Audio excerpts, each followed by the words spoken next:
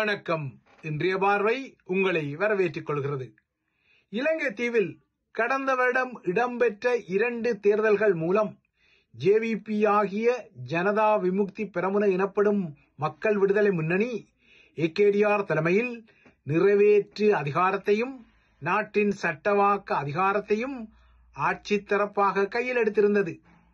இந்த ஆட்சித்தரப்பு கையிலெடுப்பு நகர்வு இடம்பெற்றமைக்கு பின்னர் அமெரிக்க கடற்படையின் 2 முக்கிய முகங்கள் 2 முறை இலங்கை தீவுக்கு சென்றிருந்தன.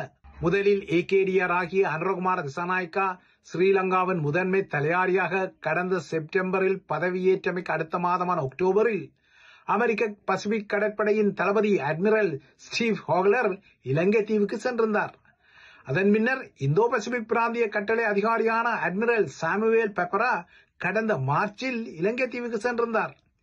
ஸ்டீவ் கோலரும் சாமுவேல் பெப்பராவும் அட்மிரல்களாக இலங்கைக்கு சென்று சில டீல்களை பேசி திரும்பிய நிலையில் இந்த டீல்களின் முழுமையான வெற்றி குறித்து அப்போது ஒரு ஐயம் நிலவியது. இந்த ஐயத்தை உறுதிப்படுத்தும் வகையில் இலங்கைக்கான அமெரிக்க வரி ஆரம்பத்தில் 44% அமெரிக்க அரசு தலைவர் 2.0 டொனால்ட் ட்ரம்பால் அறிவிக்கப்பட்டது. அதன் பின்னர் அந்த வரி வீதம் 30% இறக்கப்பட்டது. இறுதியில் அது இன்னும் குறைக்கப்பட்டு இறக்கப்பட்டு 20% என தற்போது நடைமுறையில் உள்ளது.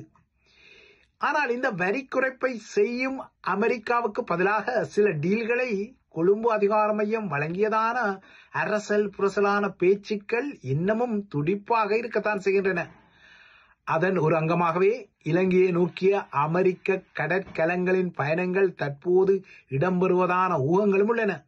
அந்த வகையில் கடந்த வாரம் தமது கடற்படையின் லிட்டரல் காம்பாக்ட் ஷிப் என்ற வகைக்குள் வெறும் போர்க்கப்பலான USS சாண்டா பார்பரா கலம் முதலாக கொழும்பு துறைமுகத்துக்கு சென்றதாகவும் இந்த பயணம் அமெரிக்காவுக்கும் ஸ்ரீலங்காவுக்கும் இடையிலான வலிமையான கூட்டாண்மை அடையாளத்தையும் இந்தோ பசிபிக் சமுத்திரத்தில் அமெரிக்கா எடுக்கும் வியூகத்துக்கு இலங்கையால் வழங்கப்படும் அர்ப்பணிப்பையும் வெளிப்படுத்துவதாக அமெரிக்கா ஒரு அறிக்கையிடலை செய்தது. இந்த நிலையில் சாண்டா பார்பரா கலத்தின் பின்னர் வேறு சில அமெரிக்க போர்க்கலங்களும் இலங்கையின் துறைமுகங்களில் நங்கூரமிட திட்டமிடுவதான செய்தி கசிவுகள் வந்துள்ளன.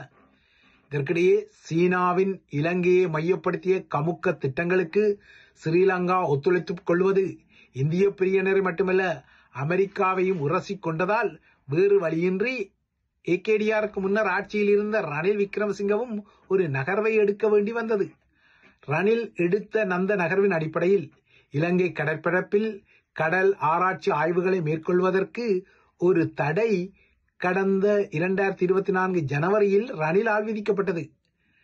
அனைத்து வெளிநாட்டு ஆய்வு கப்பல்களுக்கும் இந்த தடை பொருந்தும் என்ற ஒரு நிலைமை இருந்தாலும் சீனாவின் ஆய்வுகள் இலங்கை கடற்பரப்பை அதிகமாக காதல் செய்வதால் சீனாவை மையப்படுத்தித்தான் இந்த தடையை வேறு வழியின்றி ரணில் அரசாங்கம் கொண்டு வந்திருந்தது. இவ்வாறாக ரணில் அரசாங்கம் கொண்டு வந்த இந்த ஆய்வு கலங்களுக்கான தடை கடந்த டிசம்பர் 31 காலாவதியாக இருந்தது. ஆயினும் தற்போது ஆட்சியில் உள்ள ஏகேடிஆர் அரசாங்கம் இதுவரை புதிய விதிகளுடன் ஆய்வுகளுக்கு அனுமதிக்கும் வகையில் தனது கடற்பரப்பை திறக்கவில்லை. ஆனால் அதற்காக ஏகேடிஆர் அரசாங்கம் ஒரு தந்திரோபாயத்தை முன்வைத்தது. அதாவது இலங்கை கடற்பரப்பில் வெளிநாட்டு கடற்கலங்கள் ஆய்வுகளை மேற்கொள்வதற்காக புதிய விதிகள் ஒழுங்குபடுத்தப்படுவதாகவும் இவ்வாறான புதிய விதிகள் வெளிப்பட்ட பின்னரே ஆய்வுகளுக்குரிய அனுமதி வழங்கப்படும் எனவும் ஏகேடிஆரின் அரசாங்கம் சொல்லிக் கொண்டது. இதற்காக ஏகேடிஆர் தனது வெளியுறவு அமைச்சர் விஜித ஹீர தலைமையில் ஒரு குழுவையும் கடந்த ஜனவரி மாதத்தில் நியமித்திருந்தார். ஆனால் இந்த குழு நியமிக்கப்பட்டு 8 மாதங்கள் கடந்த பின்னரும் இன்னமும் அது தனது விதிகளையோ அல்லது எந்தெந்த கடற்கலங்களை இலங்கை கடற்பரப்பில் அனுமதிப்பது எவ்வாறான நிலைமையில் கடற்கல ஆய்வுகளுக்கான நீடிப்பை இல்லை என்றால் அனுமதியை வழங்குவது என்ற விடயத்தில் ஒரு துல்லியமான முடிவை எடுக்க முடியாமல் அரசாங்கம் திணறுகின்றது. இந்த நிலையில்தான் அமெரிக்க நகர்வுகளும் இன்னொரு வகையில் அதன் கடற்கலங்களின் துறைமுக பயணங்கள் ஊடாக ஸ்ரீலங்கா அதிகார மையத்துக்கு வேறு வகையில் அழுத்தங்களை வழங்க தலைப்படுகின்றன.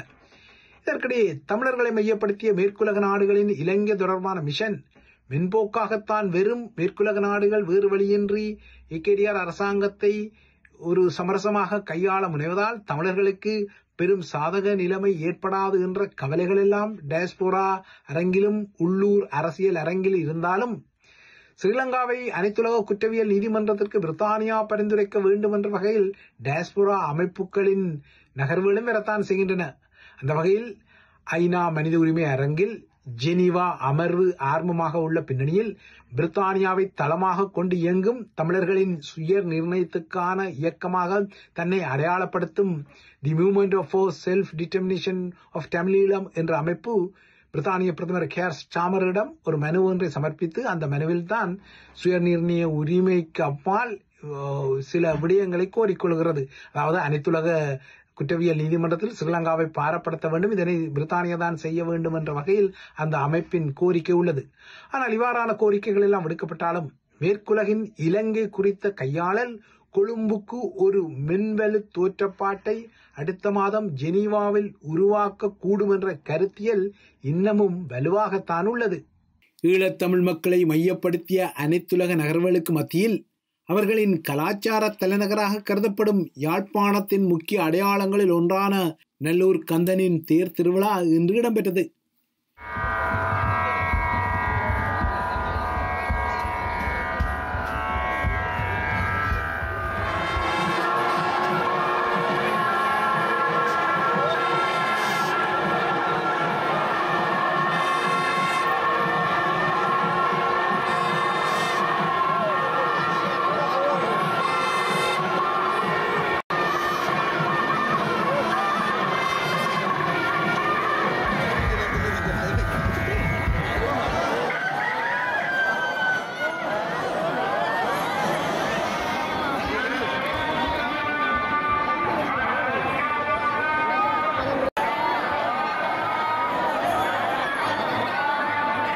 லட்சக்கணக்கான பக்தர்களுடனும் அலங்காரா என்ற பக்தி எழுச்சி கொட்டடிக்கும் மத்தியிலும் இன்று காலை தேர் திருவிழா முடிவடைந்த பின்னணியில் தமிழர்களின் பகுதியில் இடம்பெறும் ஆலய உற்சவங்களில் கூடும் பக்தர்களின் நகைகளை அபகரிக்கவென குற்றக்குழுக்கள் இயங்கி வரும் விடயமும் புதிதாக அம்பலப்பட்டது.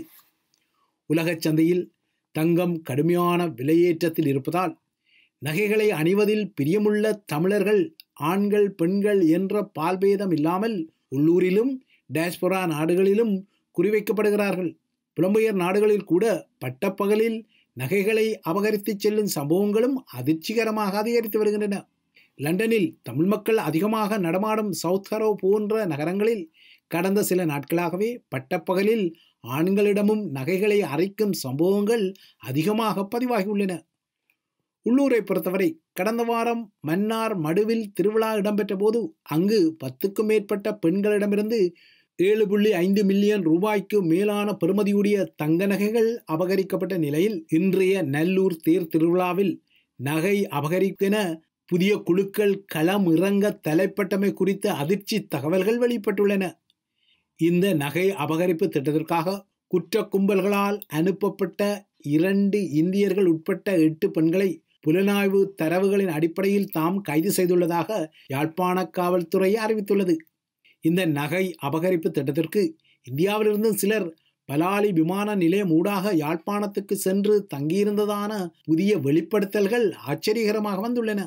இவ்வாறாக குற்ற கும்பல்களால் இயக்கப்படும் பெண்கள் தமது கும்பலில் உள்ள ஆண் சகாக்களின் உதவியுடன் இந்த நகை அபகரிப்பு மிஷனுக்காக களமிறக்கப்பட்டுள்ளதாக புலனாய்வு தரவுகள் எச்சரித்த நிலையில்தான் இன்று கடுமையான பாதுகாப்பு மற்றும் கண்காணிப்புடன் நல்லூர் தேர் திருவிழாவும் கடந்தது.